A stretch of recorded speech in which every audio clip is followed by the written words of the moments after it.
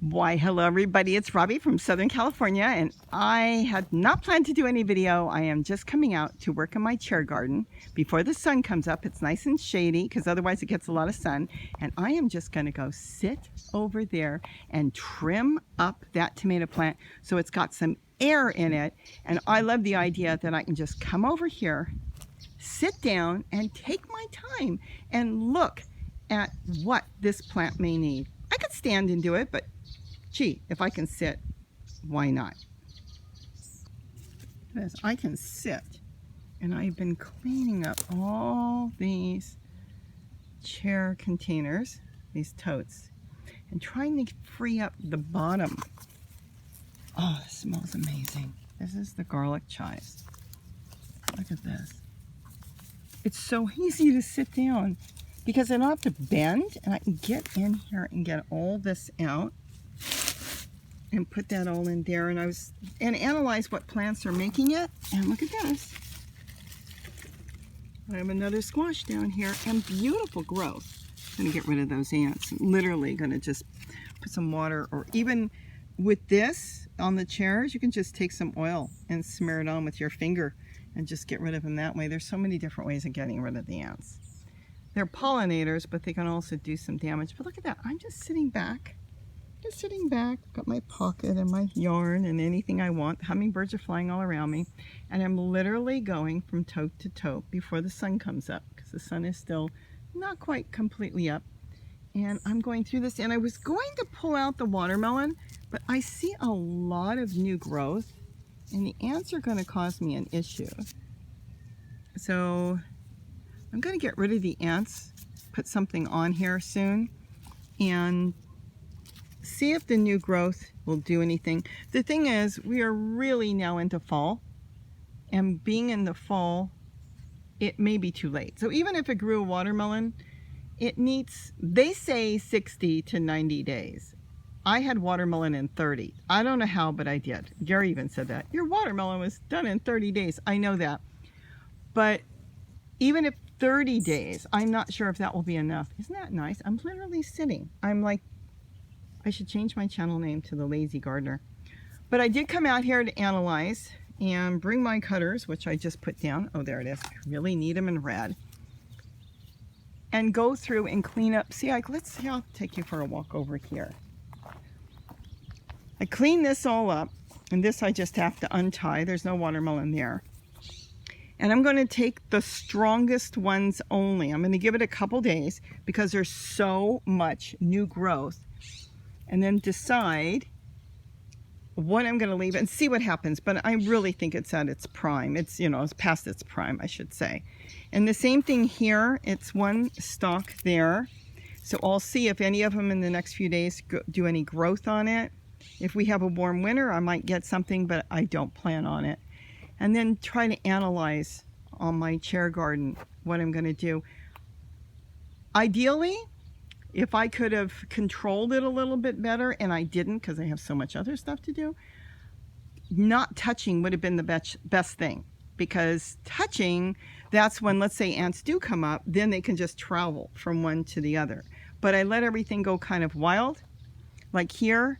So the next time I do this, I'm saying this and then I'll probably do the same thing.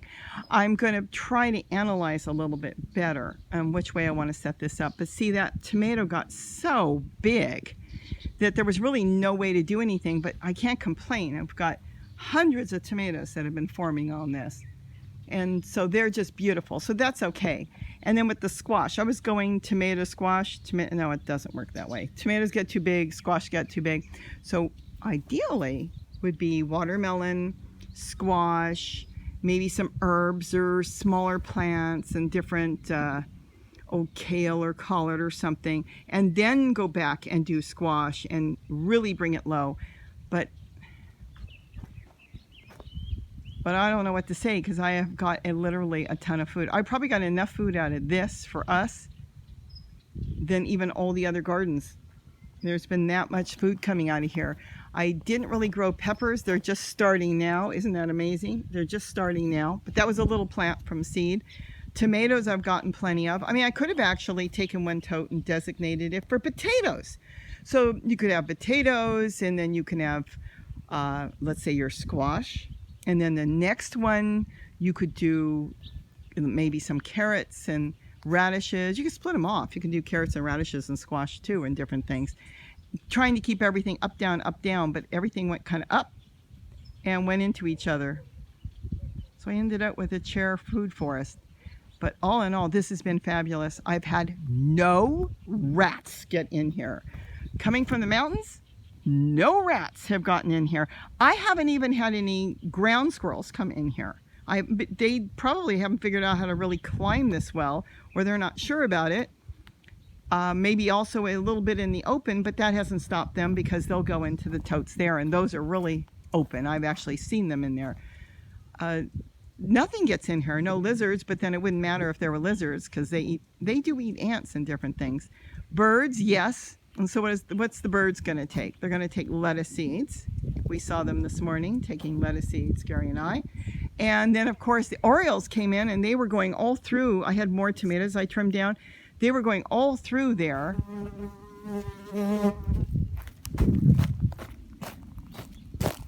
Why the bees do that? This is very bizarre. I had to move away, but the bees are attracted sometimes to a phone, and Gary's beehive is down there. And one day I called Gary, and he picked up his phone. It was the strangest thing, and he got stung 7 times. I had to run. It was like buzzing. It was banging me in the head. And I don't have the phone in my head, but it's right next to my face. So I don't know what it is, but sometimes certain bees are disturbed by the waves coming through a cell phone. So now I'm back here. Hopefully he doesn't find me on the back of the garden. But look how beautiful. Look how beautiful the tomatoes are.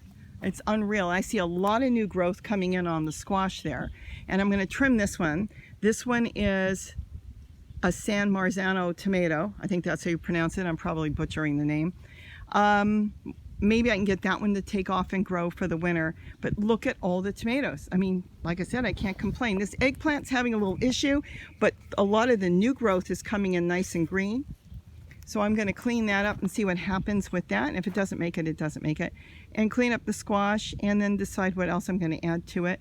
Anyways, that's it. I'm going to go finish. I'm going to be able to sit down. And what's nice is I can sit down and really get in there and spend 10 minutes if I want, taking off all these brown leaves on the bottom and opening it up.